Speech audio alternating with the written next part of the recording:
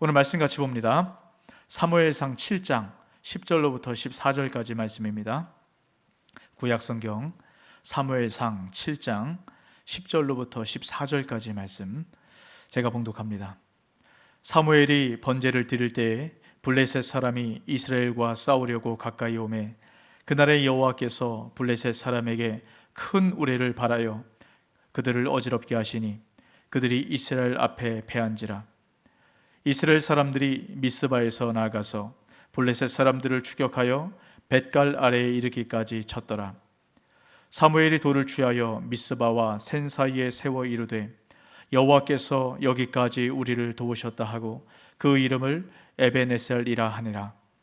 이에 블레셋 사람들이 굴복하여 다시는 이스라엘 지역 안에 들어오지 못하였으며 여호와의 손이 사무엘이 사는 날 동안에 블레셋 사람들을 막으심에 블레셋 사람들이 이스라엘에게서 빼앗았던 성읍이 에그론부터 가드까지 이스라엘에게 회복되니 이스라엘이 그 사방 지역을 블레셋 사람들의 손에서 도로 찾았고 또 이스라엘과 아모리 사람 사이에 평화가 있었더라.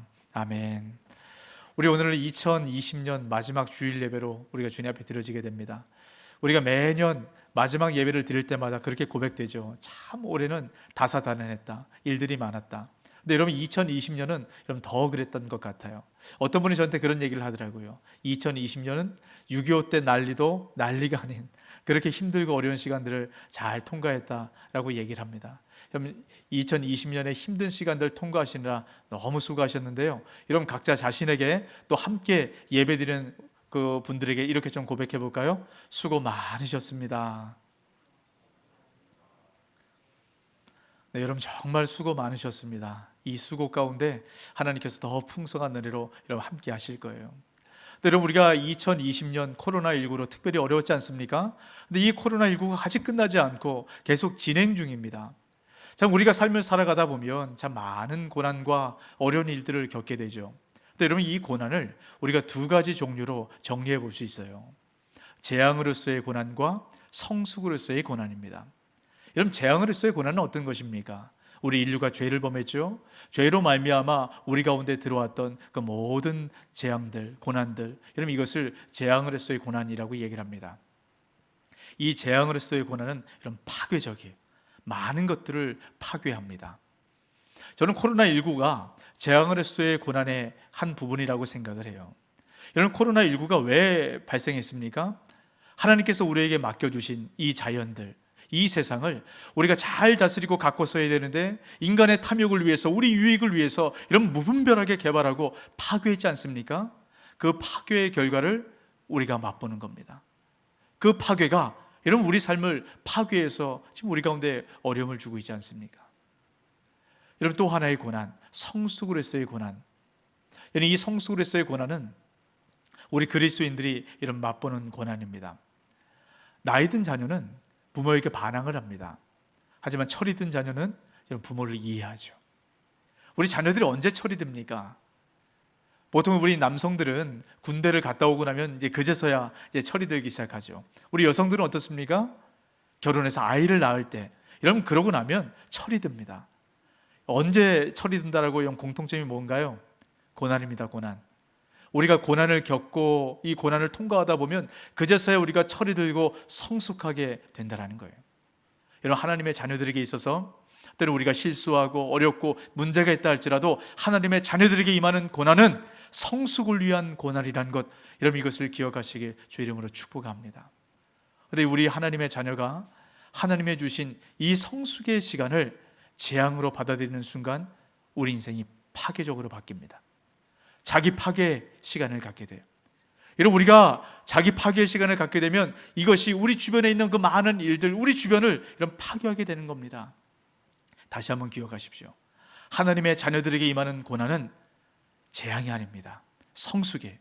그럼 이 고난을 어떻게 우리 인생 가운데 성숙으로 바꿔갈 수 있을까? 오늘 말씀을 통해서 우리가 함께 나눠보려고 합니다. 여러분 오늘 말씀은 블레셋과 이스라엘 사이의 전쟁에 대한 얘기로 오늘 말씀이 시작되죠. 이런 블레셋이 어떤 나라입니까? 우리 지도를 통해서 블레셋을 한번 살펴보고 오늘 말씀을 함께 진행할 텐데요. 이런 빨갛게 보이는 곳이 블레셋입니다. 이런 블레셋은 지중해 해변가에 있는 나라가 블레셋이에요. 근데 이 블레셋이 서쪽으로는 확장을 할 수가 없습니다. 바다가 있으니까 확장을 못하는 거예요. 그러다 보니까 자꾸 동쪽으로 호시탐탐 기회를 노리고 세력을 확장하는데 동쪽에 있는 곳이 이스라엘입니다. 그러다 보니까 블레셋과 이스라엘은 늘 대적을 해요. 이스라엘의 주적이 이런 블레셋입니다. 이런 사사시대 때부터 시작해서 다윗 때까지, 이런 다윗 때에 블레셋을 복속시켰어요. 이런 그때 100여 년이 넘는 이 시간 동안에 늘 블레셋이 이스라엘을 괴롭혀 왔습니다. 이런 이 블레셋이 이스라엘보다 강했습니다. 그러다 보니까 싸움을 하면 늘 이스라엘이 패배를 하는 거예요. 그 이유가 있어요. 사무엘상 13장 19절입니다. 그때 이스라엘 온 땅에 철공이 없었으니 이는 블레셋 사람들이 말하기를 히브리 사람이 칼이나 창을 만들까 두렵다 하였음이라. 이런 뭐라고 얘기합니까? 이스라엘은 철공이 없었어요.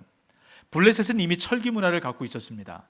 그러니까 창이나 칼을 철로 만들어서 그렇게 싸움을 했다는 거예요. 근데 이스라엘은요, 없었답니다. 왕과 왕자, 이 두 사람만 이런 철기로 된 칼을 가질 수 있을 정도로 그렇게 이스라엘은 열악했다라는 거예요. 여러분, 이스라엘은 몽둥이나 막대기로 싸우는 거죠. 여러분, 칼과 몽둥이로 싸우면 누가 이기겠습니까? 이거는 뭐 전쟁이 되지 않는 거죠. 여러분, 이렇게 한번 생각해 볼 수 있을 것 같아요. 여러분, 무대뽀란 말을 혹시 아세요? 여러분, 무대뽀, 우리가 자주 사용하지 않습니까? 막무가내인 사람, 이런 사람을 보고 야, 저 사람 정말 무대뽀야, 이렇게 이야기를 하죠. 근데 여러분, 무대뽀란 말이 여러분 일본어에서 나왔다라고 얘기를 해요. 대뽀라는 말이 조총, 총을 얘기하는 일본어라고 얘기합니다. 그러니까 없을 무자를 사용하는 거죠. 그러니까 총도 없이 와서 싸우는 사람들을 무대뽀라고 얘기를 하는 겁니다. 이런 조선시대에 보면 우리 조선군과 일본군이 싸우는 거예요. 근데 일본군은 조총을 갖고 있었어요. 근데 조선군은요, 칼밖에 없는 겁니다. 여러분, 아무리 무술 실력이 뛰어나고 이 창술이 뛰어나다 할지라도 총 한 방 앞에는 뭐 싸움이 되지 않는 거죠. 지금 블레셋과 이스라엘이 이런 그런 상황 가운데 있다라는 거예요. 여러분, 그런데 오늘 읽었던 우리 말씀해 보니까 뭐라고 얘기합니까? 이스라엘이 블레셋을 말도 안 되는 승리를 거뒀다라고 얘기해요. 그럼 어떻게 승리를 했는가 한번 볼까요? 10절입니다. 사무엘이 번제를 드릴 때에 블레셋 사람이 이스라엘과 싸우려고 가까이 오매 그날에 여호와께서 블레셋 사람에게 큰 우레를 발하여 그들을 어지럽게 하시니 그들이 이스라엘 앞에 패한지라. 여러분, 무엇으로 이스라엘이 승리했습니까? 큰 우레. 여기서는 그냥 우레라고만 나오는데요, 원래 이 단어 의미를 정확하게 해석을 하면 큰 우레 소리라고 얘기를 합니다. 이런 큰 우레 소리가 발해서 이런 블레셋이 패한 겁니다. 이런 고대 시대에는 이 우레 소리는 신의 소리라고 생각을 했어요. 그러니까 이 우레 소리가 들리니까 블레셋이 이제 두려움 가운데 떤 겁니다. 그래서 결국 블레셋이 패했습니다. 근데 이 블레셋이 얼마나 심각하게 패배를 했는가? 여러분, 11절 말씀에 보면 이스라엘 사람들이 미스바에서 나가서 블레셋 사람들을 추격하여 벳갈 아래에 이르기까지 쳤더라. 여러분, 어디서 어디까지 쳤다고요? 미스바에서 벳갈까지. 여러분, 미스바는 이스라엘 백성들이 모였던 주둔지입니다. 여러분, 그럼 벳갈은요, 블레셋 진영의 주둔지예요. 그러니까 블레셋 진영에 있는 모든 주둔지까지 완전히 파괴하고 승리를 이룬 이런 엄청난 승리를 지금 이스라엘이 거두었다라고 얘기합니다. 이런 놀라운 승리 아니에요? 이 놀라운 승리 앞에 모든 백성들이 함께 하나님을 찬양합니다. 여러분, 사무엘이 이 승리 앞에 여러분 놀라운 고백을 하게 되죠. 여러분, 12절입니다. 같이 한번 읽어볼까요? 사무엘이 돌을 취하여 미스바와 센 사이에 세워 이르되 여호와께서 여기까지 우리를 도우셨다 하고 그 이름을 에벤에셀이라 하니라. 이런 돌을 하나 세웠습니다. 그 돌의 이름이 뭐라고요? 에벤에셀, 도움의 돌이란 뜻입니다. 하나님의 특별한 은혜로 말미암아 특별한 승리를 거뒀던 것을 이런 기념을 하는 거죠. 이런 주의 이름으로 축복하기를, 에벤에셀의 도움의 은혜가 여러분 삶 가운데 함께 하시길 주의 이름으로 축복합니다. 이런 우리 가운데 필요한 정말 그 말씀인 것 같아요. 우리가 지금 정말 도움이 필요할 때 아닙니까? 여러분, 하나님께서 이 도움의 돌을 우리 가운데 세우실 거예요. 그런데 우리가 이 말씀을 잘 살펴볼 필요가 있습니다. 이 에베네셀, 이 말씀이 사무엘상 7장에 처음 나온 것이 아니라는 겁니다. 여러분 성경을 펴보시고 사무엘상 4장을 한번 펴시고 오늘 말씀을 같이 한번 나눠볼 텐데요. 이런 사무엘상 4장에 보면 블레셋과 이스라엘의 두 번의 전쟁이 나옵니다. 이런 첫 번째 전쟁이에요. 4장 2절입니다. 블레셋 사람들이 이스라엘에 대하여 전열을 벌이니라. 그 둘이 싸우다가 이스라엘이 블레셋 사람들 앞에서 패하여 그들에게 전쟁에서 죽임을 당한 군사가 4,000명 가량이라. 이런 첫 번째 전쟁입니다. 이스라엘이 얼마나 죽었다고요? 4,000명. 어마어마한 숫자가 이런 죽은 겁니다. 이런 이스라엘 지도자가 왜 우리 가운데 이런 패배가 왔는가 이해가 되지 않는 겁니다. 그래서 이스라엘 지도자들이 함께 모여서 머리를 맞대요. 패배의 원인이 뭔가 분석하고 어떻게 하면 이 패배로부터 이겨나갈 수 있을까 머리를 맞대고 고민하다가 아주 놀란 수를 하나, 최선의 방법을 하나 마련해냅니다. 이런 그게 3절인데요.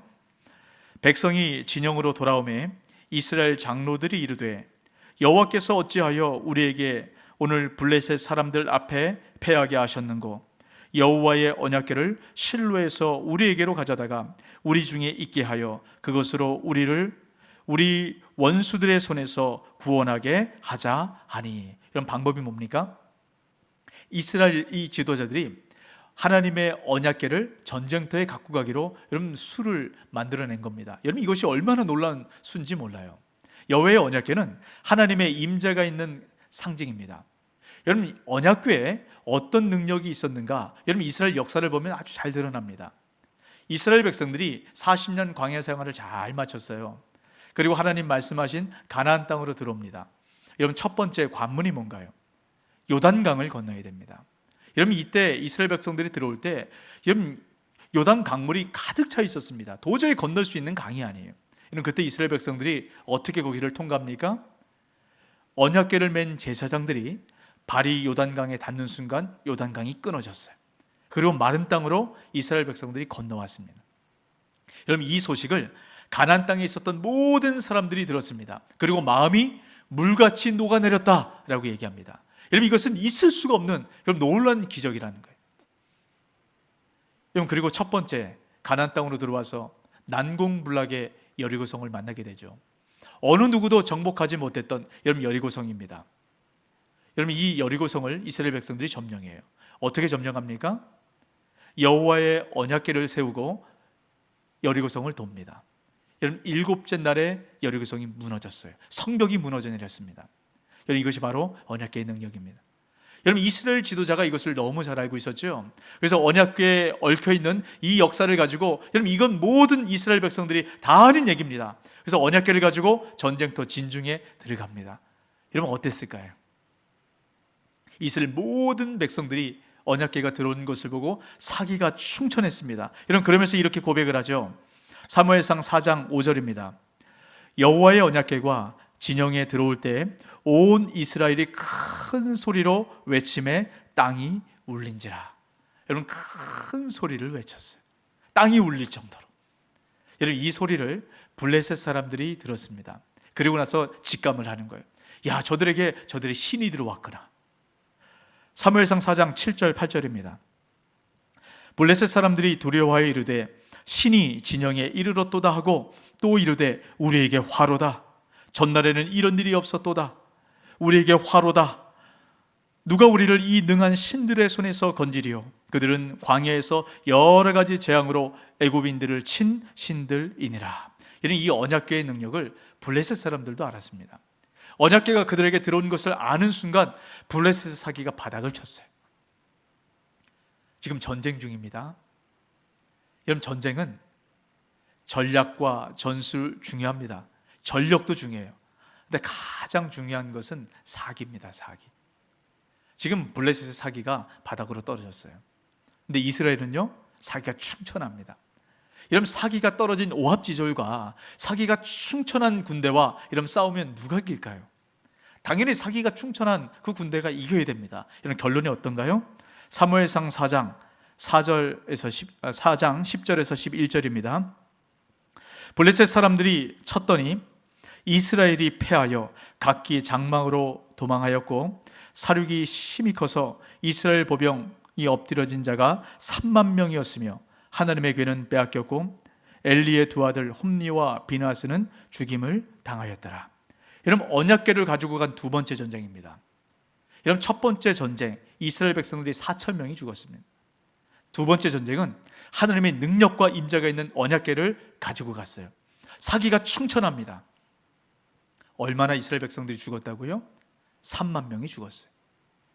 하나님의 임재를 상징하는 언약궤가 빼앗겨졌습니다. 여러분, 어떻게 이런 일이 발생할 수가 있었을까요? 우리가 이것을 잘 살펴봐야 됩니다. 여러분, 이스라엘과 블레셋이 전쟁을 했던, 여러분, 이 사무엘상 4장에 이 전쟁터가 어딘가 우리가 주목을 해볼 필요가 있는데요. 사무엘상 4장 1절입니다. 이스라엘은 나가서 블레셋 사람들과 싸우려고 에베네셀 곁에 진치고 블레셋 사람들은 아벡에 진쳤더니, 지금 이스라엘이 어디서 싸웁니까? 에베네셀. 우리가 사무엘상 7장 말씀을 통해서 에베네셀이 어떤 곳인지 우리가 말씀을 나눴습니다. 하나님의 승리가 있는 곳이, 하나님의 도우심으로 말미암아 이스라엘 백성들이 말도 안 되는 승리를 거뒀던 곳이 에베네셀입니다. 근데 사무엘상 4장에서는 그 승리가 있는 그곳이 참패를 당하는 곳으로 되어 있다라고 말씀합니다. 똑같은 장소예요. 근데 어떻게 이런 다른 결과를 갖고 왔을까? 이런 우리가 이것을 잘 살펴봐야 됩니다. 이런 사무엘상 4장과 사무엘상 7장 사이에 아주 비슷하지만 완전히 다른 대조가 나타납니다. 여러분 잘 보셔야 됩니다. 사무엘상 4장 5절입니다. 여호와의 언약궤가 진영에 들어올 때에 온 이스라엘이 큰 소리로 외침에 땅이 울린지라. 지금 이스라엘에 큰 소리가 났다라고 얘기를 해요. 여러분 큰 소리, 이걸 기억하세요. 자, 사무엘상 7장 10절입니다. 사무엘이 번제를 드릴 때에 블레셋 사람이 이스라엘과 싸우려고 가까이 오매 그날에 여호와께서 블레셋 사람에게 큰 울의 소리를 발하여, 똑같이 큰 소리가 났어요. 이스라엘 백성들이 패배했던 사무엘상 4장에 났던 그 큰 소리의 출처는 어디입니까? 사람에게서 나온 겁니다. 이스라엘 백성들이 승리했던 사무엘상 7장에서 나오는 그 큰 소리는 어디서 나온 것입니까? 하나님에게서 나온 것이에요. 여러분 똑같은 큰 소리지만 그 출처가 어디에 있느냐에 따라서 완전히 다른 결과가 나옵니다. 여러분 이 대조를 똑같이 보여주는 것이 하나가 더 있습니다. 비슷하지만 완전히 다른 것이에요. 사무엘상 4장 3절입니다. 백성이 진영으로 돌아오매 이스라엘 장로들이 이르되 여호와께서 어찌하여 우리에게 오늘 블레셋 사람들 앞에서 패하게 하셨는고. 여러분 이스라엘 지도자들이 모여서 머리를 맞대고 고민합니다. 최선의 수를 만들어내기 위해서 고민해요. 여러분 그 결과가 뭡니까? 여호와의 언약궤를 실로에서 우리에게로 가져다가. 여러분 가져다가는 그들이 직접 언약궤를 손에 잡고 운반했다라는 거예요.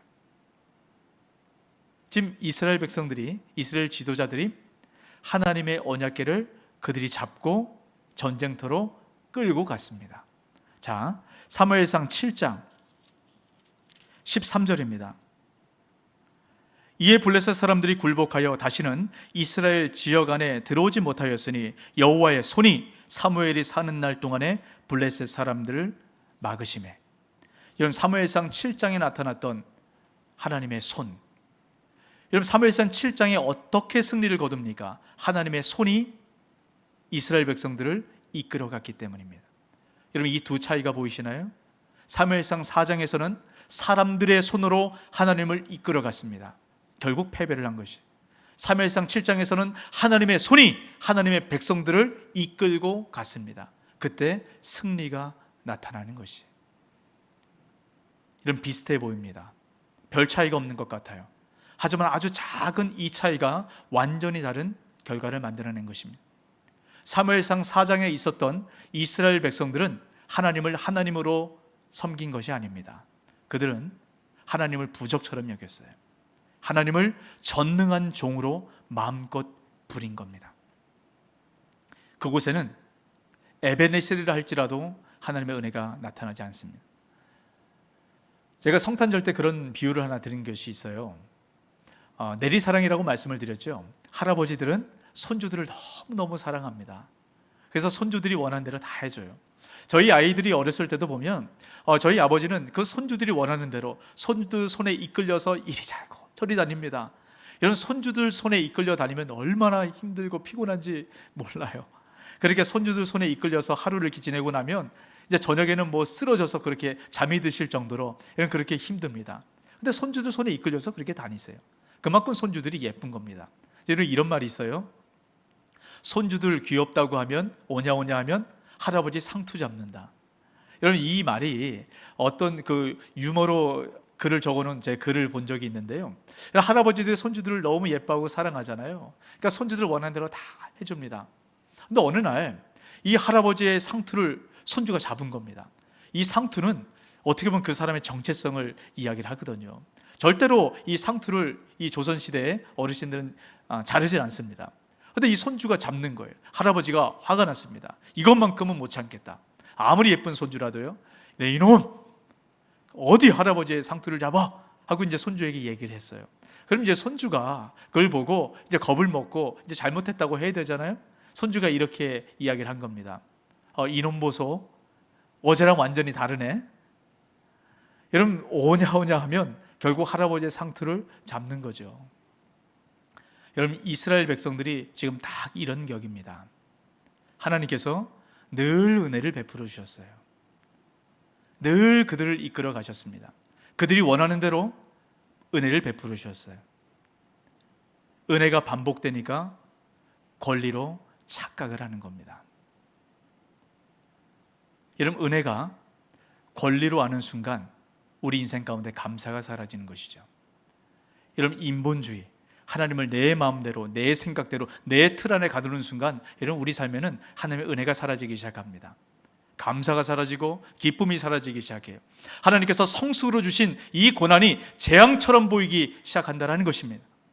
이것을 바꿔야 돼요. 어떻게 바꿀 수 있습니까? 에베네셀은 똑같습니다. 사무엘상 4장과 사무엘상 7장이 똑같아요. 우리가 에베네셀의 은혜를 경험하기 위해서는 아주 중요한 한 가지를 여러분 기억하셔야 됩니다. 사무엘상 7장 3절입니다. 우리 같이 읽습니다. 사무엘이 이스라엘 온 족속에게 말하여 이르되 만일 너희가 전심으로 여호와께 돌아오려거든 이방 신들과 아스라롯을 너희 중에서 제거하고 너희 마음을 여호와께로 향하여 그만을 섬기라. 그리하면 너희를 블레셋 사람의 손에서 건져 내시리라. 뭐라고 말씀합니까? 여호와께 돌아오라. 여러분, 이스라엘 백성들이 회복하고 사는 방법은 한 가지. 에베네셀의 은혜가 다시금 회복되기 위해서는 한 가지를 해야 된다는 겁니다. 그것이 무엇입니까? 여호와께 돌아가는 것이. 여러분, 우리가 2020년 우리 주제가 뭐였습니까? 앞에 보이시죠? 회복, 여호와께 돌아가자. 저는 2020년 하나님께서 이것을 우리에게 주신 선물이라고 생각합니다. 우리가 2020년 참 힘들고 어려웠습니다. 이 코로나19로 어려웠어요. 여러분, 그런데 이것이 우리 인생을 회복하고 교회를 회복하고 우리 신앙을 회복한 하나님의 은혜라는 겁니다. 우리가 성숙할 수 있도록 하나님께서 주신 이런 기회라는 거예요. 여호와께 돌아가도록. 여러분, 우리가 무엇을 회복해야 될까요? 우리가 코로나19를 통해서 우리가 무엇을 회복할지 주님께서 분명하게 말씀하셨습니다. 여러분, 우리가 코로나가 있기 전까지는 우리가 교회 잘 나오고 그냥 교회에서 봉사하고 이러면 우리가 신앙이 좋은 줄 알았어요. 근데 코로나가 딱 터지는 순간 예배가 멈추고 봉사가 멈추고 그동안 했던 그 모든 것들, 현장 예배가 멈추는 그 순간 우리 신앙의 삶이 멈춰버렸습니다. 여러분, 그때 어떤 고백이 우리 가운데 나왔습니까? 지금 기독교가 어렵다, 위험 가운데 빠져 있다라고 얘기를 합니다. 왜 그렇습니까? 여러분, 우리가 현장에 나와서 예배하지 못하면 하나님께서 그곳에 계시지 않습니까? 우리가 교회 봉사하지 않으면, 뭔가 섬기지 않으면 우리가 그리스도인이 아니고 하나님의 자녀가 아닙니까? 근데 왜 우리 신앙이 줄어든다고 얘기를 할까요? 이 코로나19를 통해서 우리 신앙이 무너졌다라고 말하는 사람들도 있습니다. 하지만 코로나19를 통해서 우리 신앙이 더욱더 견고하게 세워졌다라고 말씀하는 분들이 있어요. 무엇의 차이일까요? 이 코로나19 전염병 팬데믹의 문제는 오늘날만의 문제가 아닙니다. 초대교회, 여러분 로마 시대 때도 팬데믹 현상이 있었습니다. 중세 시대 때도 팬데믹 현상이 있었어요. 우리 한국 기독교 복음이 전해질 그때도 한국 땅 안에도 팬데믹 현상이 있었습니다. 여러분 그런데 그거 아십니까? 이 팬데믹 현상, 전염병 이후에 교회 가운데 어떤 은혜가 나타났는가? 놀라운 부흥의 역사가 나타나게 됩니다. 여러분 전염병 이후에 하나님께서 교회 가운데 부흥의 은혜를 허락하셨다라는 거예요. 이런 무엇이 교회를 부흥케 했는가? 교회가 말씀이 회복되었습니다. 여러분 우리가 이 코로나19를 통해서 우리가 다시 한번 우리를 점검하고 우리 신앙을 돌아보고 우리가 회복해야 될 것은 말씀으로 돌아가는 것입니다. 여러분 우리가 이것을 기억하셔야 돼요. 이 코로나19를 통해서 우리가 더욱더 주님 말씀 앞에 깊이 머물고 묵상하고 이 말씀을 가까이 시작할 때 주님과 더 깊은 친밀감이 형성된다는 것, 여러분 이것을 기억하시길 바랍니다. 여러분 그래서 주님께서 우리에게 말씀하신 이 회복을 우리가 2021년에는 우리가 이루어낼 것입니다. 여러분 우리가 이 말씀 붙들고 말씀 묵상하고 말씀을 가까이 하고 말씀과 함께 동행하기 시작할 때 주님께서 우리 삶 가운데 놀라운 부흥을 허락하실 것이고 우리 성덕 중앙교회 가운데 하나님께서 새로운 은혜를 허락하실 것입니다. 여러분 이 믿음을 갖고 말씀 안에 회복하고 말씀으로 돌아가는 저와 여러분 되시길 주의 이름으로 축복합니다. 여러분 다른 것이 없어요. 말씀으로 돌아가는 것입니다.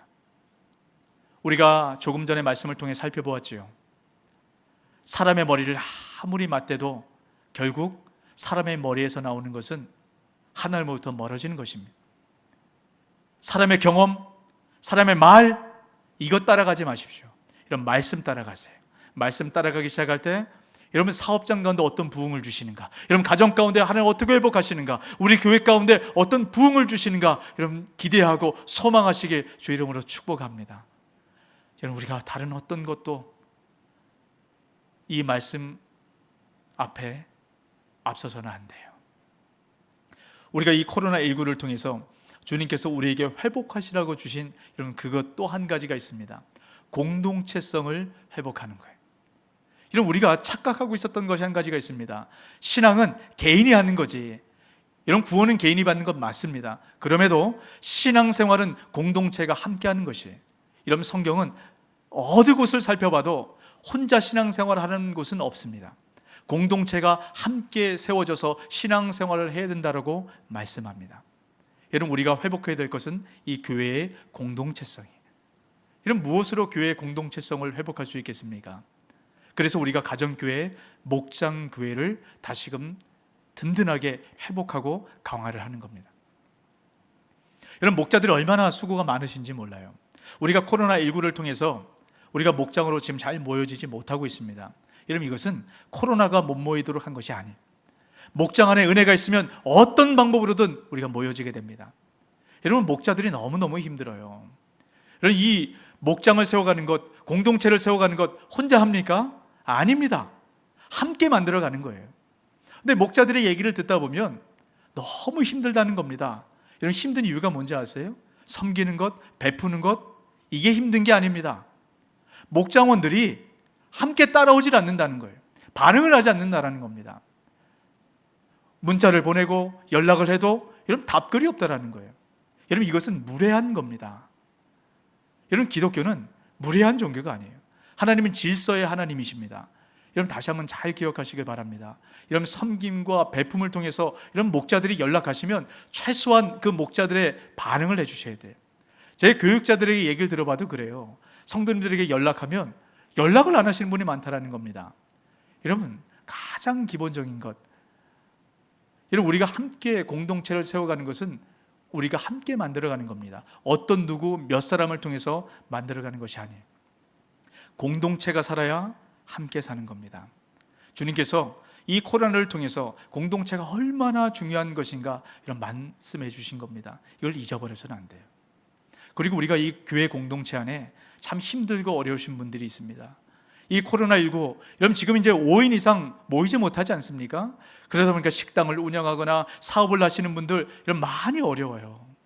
여러분, 우리 공동체 안에서 누가 함께 세워져 가야 되겠습니까? 여러분 기억하시고, 여러분 그런 분들에게 더욱더 함께 하시고 또 마음을 나누시고, 여러분 그렇게 우리가 공동체가 세워져 가기 시작할 때 우리 공동체를 통해서 더 많은 이 세상의 사람들이 빛과 소금이 무엇인가, 여러분 그걸 통해서 보게 되는 겁니다. 여러분 여호와께 돌아가기 시작할 때, 다시 말하면 우리 교회가 그 본질을 회복하기 시작할 때 주님께서 주신 이런 놀라운 은혜가 있다라고 오늘 성경은 말씀을 합니다. 사무엘상 7장 14절입니다. 블레셋 사람들이 이스라엘에게서 빼앗았던 성읍이 에그론부터 가드까지 이스라엘에게 회복되니 이스라엘이 이 사방 지역을 블레셋 사람들의 손에서 도로 찾았고 또 이스라엘과 아모리 사람 사이에 평화가 있었더라. 여러분 여호와께 돌아갔을 때 하나님께서 어떻게 회복하셨는지 여러분 보이세요? 블레셋 사람에게 빼앗겼던 모든 성읍들을 하나님께서 되찾아주셨다라고 말씀합니다. 여러분 코로나19로 말미암아 여러분 무엇을 이루셨습니까? 여러분 그것은 잃은 것이 아닙니다. 우리가 잃었다라고 생각하는 것, 여호와께 돌아가기 시작할 때 주님께서 우리를 성숙하게 하십니다. 더 풍성한 은혜로 우리 가운데 돌이켜 주신다는 것, 여러분 이것을 기억하시기 바랍니다. 여호와께 돌아갈 때 하나님께서 우리 가운데 은혜를 주세요. 하나님의 은혜는 여기서 끝나지 않습니다. 14절 말씀 다시 한번 보십시오. 맨 하반절에 이렇게 기록을 합니다. 또 이스라엘과 아모리 사람 사이에 평화가 있었더라. 아모리는 당시에 가나안의 가장 강대국이었어요. 가장 강한 나라였습니다. 그 나라와 평화를 이뤘다는 겁니다. 여러분 이것이 뭘까요? 그만큼 이스라엘이 강해졌다는 거예요. 그래서 그 주변에 아모리 사람들까지도 평화를 이룰 만큼 강력한 나라가 됐다는 것입니다. 여러분 우리가 여호와께 돌아가기 시작할 때 주님께서 우리 가운데 이런 은혜를 허락하실 것입니다. 주님께서 우리를 통해서 이 세상 가운데 평화를 이루도록 우리를 사용하실 겁니다. 어떤 사람에게요?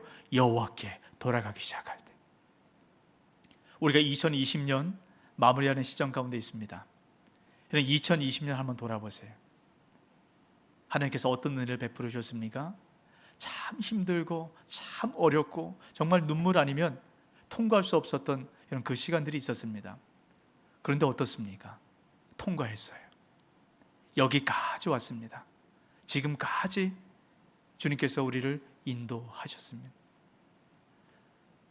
이런 우리가 하나님께서 우리 삶 가운데 늘 도움의 손길로 함께 하시는 그 은혜를 권리로 생각하는 순간 감사가 사라집니다.